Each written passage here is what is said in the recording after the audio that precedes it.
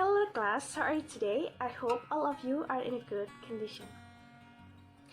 Okay, today I'm going to answer all of your questions that you have sent through the Google Form. Jadi hari ini kita akan menjawab semua pertanyaan yang kalian sudah kirimkan melalui Google Form.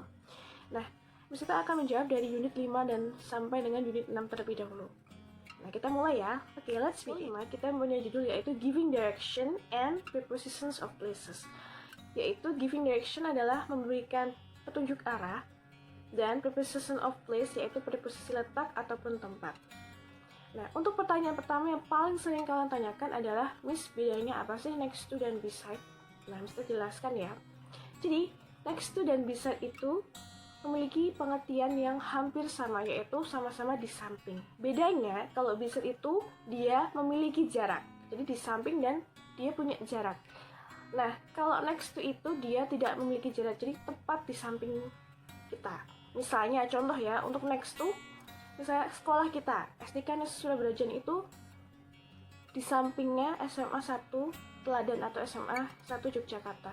Dia benar-benar di sampingnya tepat, tidak memiliki jarak. Nah, kita bisa mengatakan itu pakai next to. Tetapi jika di soal, kita menemui soal, nah kita bisa jawab beside dan next to, karena mereka memiliki arti yang sama, seperti itu. Nah, untuk pertanyaan yang kedua, Miss, bedanya going straight sama walking itu apa sih? Nah, going straight itu artinya kita berjalan lurus.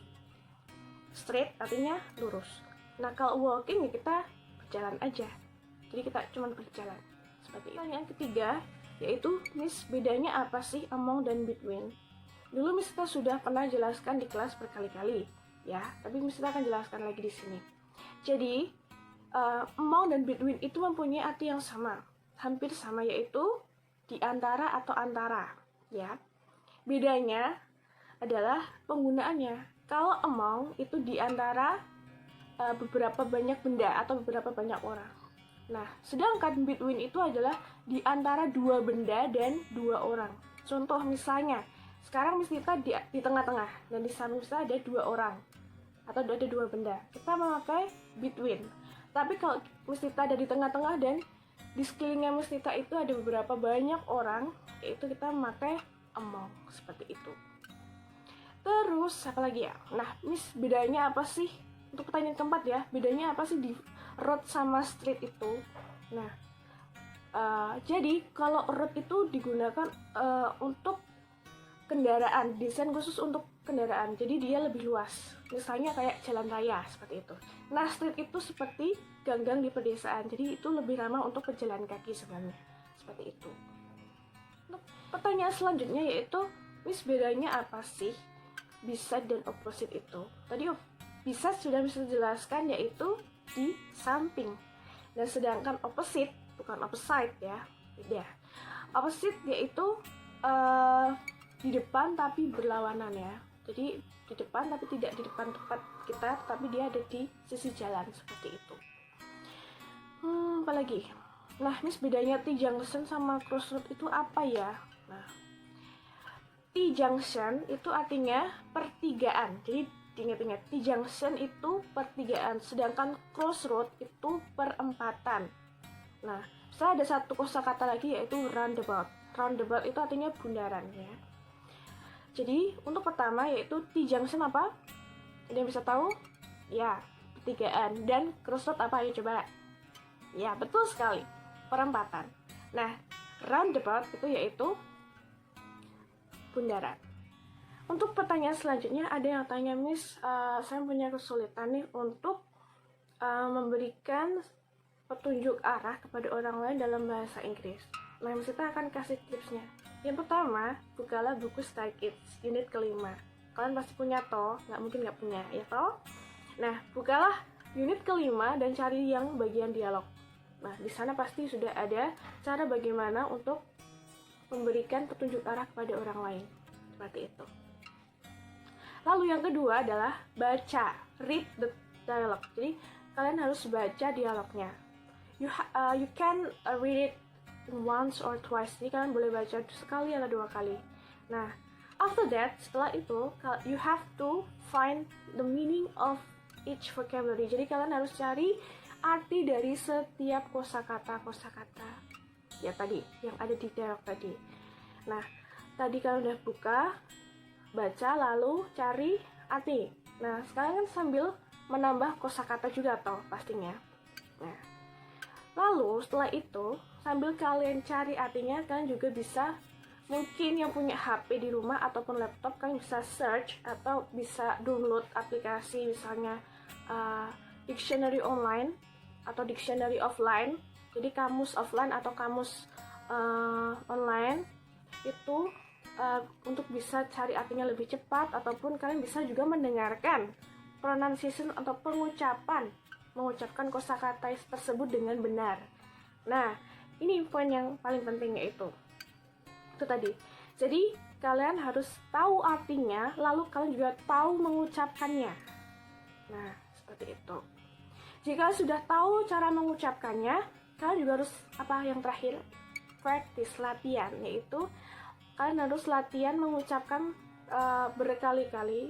Misalnya contohnya seperti ini. Kalau kita dulu belajarnya adalah kita mendengarkan terus-menerus pengucapan itu, yang susah apalagi kalian dengarkan, lalu kalian tirukan sambil kalian rekam dengan HP. Rekam pengucapan tersebut dalam HP kalian. Setelah kalian sudah rekam, lalu dengarkan suara kalian sendiri.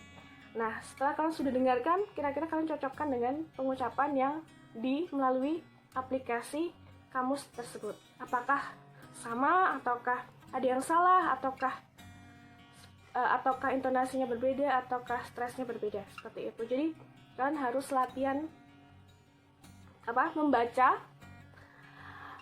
menulis kosakata, mendengarkan, dan latihan berbicara. Jadi 4 elemen ini sudah ada semua ya, yaitu reading, writing, listening, and speaking. Nah, jadi kalian setelah kalian terus lakukan terus menerus, kalian akan menguasai tersebut. Percaya deh. Oke, next. Nah, untuk pertanyaan selanjutnya ada juga yang tanya, jika jalan yang tidak ada namanya disuruh menunjukkan arah melewati jalan tersebut, bagaimana sih menjelaskannya, Miss? Nah, sebenarnya ini gampang banget, malah dengan tanpa adanya ini tadi nama jalan tersebut, justru akan memudahkan kalian. Kalian tinggal bilang aja turn left, belok kiri, or turn right, belok kanan, and then go straight, maju lurus, atau go ahead, maju ke depan, atau bisa juga until you find crossroad, sampai kalian menemukan perempatan, or until you find the T-junction, sampai kalian menemukan pertigaan, seperti itu. Jadi tinggal pakai turn left, turn right, go straight, go ahead, T-junction, crossroad, atau roundabout, tergantung petanya tadi. Jadi nggak usah khawatir, oke? Don't worry. Next. Nah, untuk pertanyaan terakhir di unit 5 ada yang tanya, Miss, bedanya crossroad dan crossing itu apa sih? Nah, sebelum kalian bertanya, sudah belum kalian cari tahu di kamus? Nah, jika kalian belum cari tahu di kamus, kita akan jelaskan. Jadi, jika kalian menemukan kosakata yang kalian tidak tahu artinya, kalian cari tahu dulu di kamus. Kalau kalian tidak punya kamus di rumah, yang kamus seperti buku, printed dictionary, kamus yang cetak, kalian bisa suruh orang tua untuk mendownload aplikasi di Google Play Store. Itu ada kok, dictionary offline ya, kamus offline, bahasa Inggris, bahasa Indonesia, atau bahasa Indonesia, bahasa Inggris. Nah, itu gratis, kalian nggak usah bayar. Kalian tinggal ketik saja kosakatanya apa, seperti itu. Jika kalian sudah tahu artinya dan kalian masih bingung, kalian boleh tanya ke Miss Nita untuk menjelaskan secara detail. Nah, jadi jika kalian sudah ketik crossroad di aplikasi kamus offline, kalian akan menemukan KB, kata benda beserta artinya. Tadi crossroad artinya perempatan, dan akan muncul KB, yaitu singkatan dari kata benda. Sedangkan kalau kalian ketik crossing di kamus tadi, di aplikasi tersebut, mungkin tidak akan muncul karena crossing bukan kata sebenarnya, karena dia ditambah ing. Jadi kita harus pisahkan dulu cross dan ing-nya. Jadi kita hilangkan ing-nya, kita ketik cross-nya saja.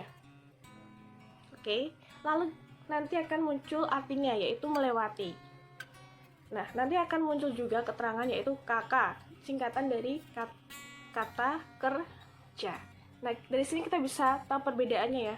Crossroad tadi KB, yaitu kata benda, sedangkan crossing yaitu kata kerja. Jadi beda. Kalau kata benda itu biasanya digunakan untuk subjek dalam kalimat atau objek dalam kalimat. Jadi dia bisa ada di depan, subjek kan di depan, lalu objek dia bisa ada di tengah. Sedangkan kata kerja dia selalu mengikuti. Nah, contoh kalimatnya misalnya I cross the crossroad. Aku melewati crossroad. Jadi I menjadi subjek, lalu kata kerjanya tadi cross, menjadi kata kerja cross tadi. Lalu diikuti objeknya apa tadi? The crossroad, seperti itu. Semoga jelas ya. Oke, next lanjut ke unit 6. Nah, di unit ke-6 kita mempunyai judul yaitu comparative adjective, yaitu membandingkan adjektif apa? Ya, kata sifat. Nah, untuk pertanyaan pertama ada yang tanya, Miss, kenapa sih untuk kata sifatnya harus ditambah er, tambah est, more, atau est, seperti itu. Jika kata sifatnya itu mempunyai satu atau dua suku kata atau silabel, maka bisa ditambah er ataupun est. Itu yang kalian harus pahami, ya. Nah, sedangkan jika lebih dari dua atau dia punya 3 suku kata, maka harus ditambah more dan most. Ingat, kalau tambah er atau more, dia artinya lebih. Sedangkan tambah est ataupun most, berarti dia yang paling tinggi derajatnya, ya. Jadi er atau more itu lebih, sedangkan est atau most itu berarti derajat paling tinggi. Nah, contohnya, misalnya punya contoh yang kata sifatnya ada 1 atau 2 suku kata. Misalnya happy. Jika kita baca kan ada happy, berarti ada 2 suku kata. Kira-kira ini tambah more atau tambah er? Ayo. Ya, menggunakan er. Jadi kalau misalnya kita pengen mengubah happy menjadi lebih happy, berarti apa? Happier. Karena happy belakangnya menggunakan huruf Y, maka kita harus mengganti menggunakan huruf I. Karena rumusnya sudah seperti itu. Jadi yang belakangnya menggunakan Y harus diganti menggunakan I. Ya, kalau dia mempunyai 1 suku kata atau 2 suku kata seperti happy. Happy berarti nanti jika kita akan buat katanya lebih senang, berarti kata-katanya adalah happier. Bukan more happy ya, tapi happier. Seperti itu. Kalau kita bilang paling senang di dunia ini, aku adalah gadis yang paling senang di dunia ini, berarti pakai most atau pakai es setelahnya. Ingat, dia punya 2 suku kata, berarti dia menggunakan apa? Ya, menggunakan est. Berarti happiest. Berarti menggunakan happiest ya. Jadi kok tadi ada kalimat aku adalah wanita yang paling senang di dunia ini, berarti kata-katanya adalah I am the happiest girl in the world. Aku adalah gadis yang paling senang di dunia ini. Seperti itu. Jadi tadi happy kata pertama, terus lebih senang berarti happier, dan yang ketiga paling senang berarti happiest. Untuk kata sifat yang memiliki 3 suku kata, kita bisa ambil contoh expensive. Kenapa? Coba kalian ucapkan kata-katanya lalu kalian hitung. Expensive. Ada berapa suku kata? Ada 3. Jika ada 3 berarti tadi aturannya harus menggunakan more dan most. Jadi di awal kata harus ditambah dengan kata more dan most. Tadi expensive artinya mahal, ya. Mahal, expensive. Lebih mahal berarti more expensive, bukan expensive ya. Kalau kalian cari di kamus tidak ada artinya. Oke?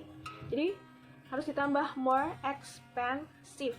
Sedangkan jika paling mahal berarti pakai most expensive.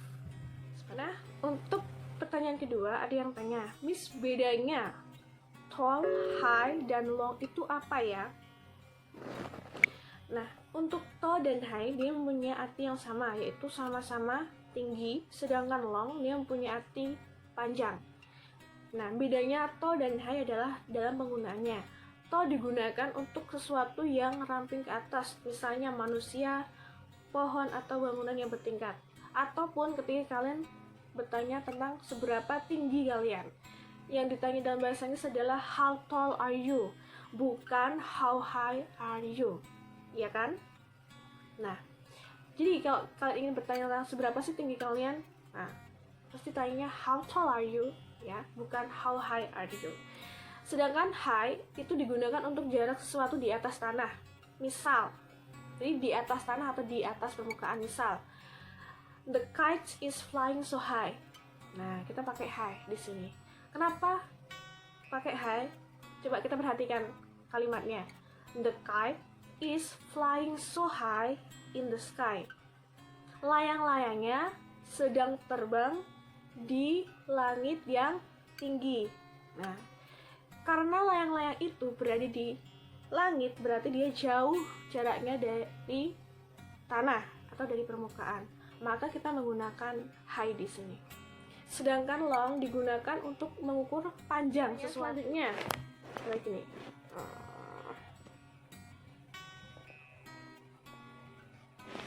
Nah, apakah sebuah kata dapat memiliki banyak arti?